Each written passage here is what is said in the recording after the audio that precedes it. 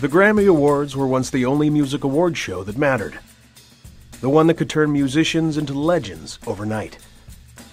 But after the rise of the MTV generation, more and more award shows started popping up. All celebrating the same songs and the same artists.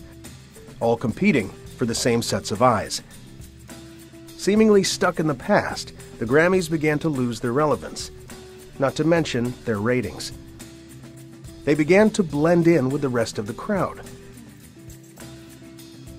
Conventional thinking, music award shows are all the same.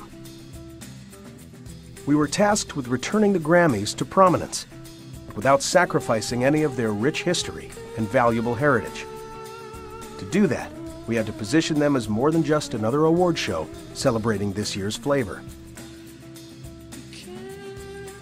Our vision: make the Grammys a celebration of the music people truly care about. So we embrace the notion that what's on our iPod is more than just a playlist.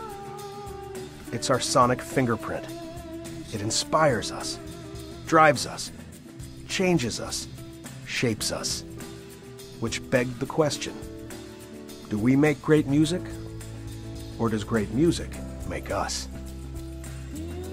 To bring the disruptive idea to life, we created portraits of a diverse group of musicians, including, among others, Tom York of Radiohead, Lil Wayne, Coldplay, Rihanna, and Stevie Wonder, using the music that made them. All kinds of music has influenced me. R&B, pop, gospel, country, and jazz. When I was a kid, I would go out and perform in the neighborhood. Some people would give me dollars and change. I like the change best. They could see the value in the dollar bills, but hearing the sound of the coins hitting the ground brought music to my ears. Very superstitious,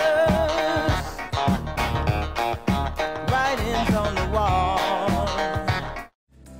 Once the portraits began to take shape, we put the work to work for us.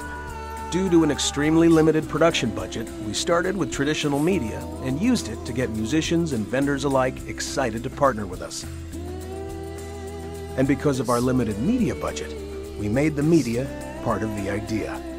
By proactively creating and exchanging portraits of the various on-screen personalities from entertainment and news programs, we were able to get millions of dollars worth of free coverage in return. And that was just the beginning of what could best be described as a do-it-yourself media arts approach. An approach that would have a surprising and rather unexpected impact on the show itself. Tom York's enthusiastic response to the film and print bearing his likeness helped the Grammys book Radiohead to perform at the show, their first live U.S. television appearance in nearly 9 years. Once that news leaked to the media, people were coming to us begging to be a part of the groundswell.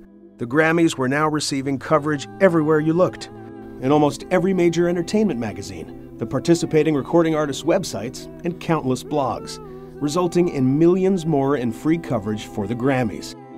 And in the week leading up to the show, we partnered with will.i.am to open Worlds on Fire, an art exhibit featuring portraits of Grammy winners from such notable artists as Shepard Fairey, Travis Louis, and Gary Baseman, as well as our own. The portraits were then auctioned off with proceeds going to Peapod, will.i.am's charitable foundation benefiting inner-city schools. So, did our media arts approach work?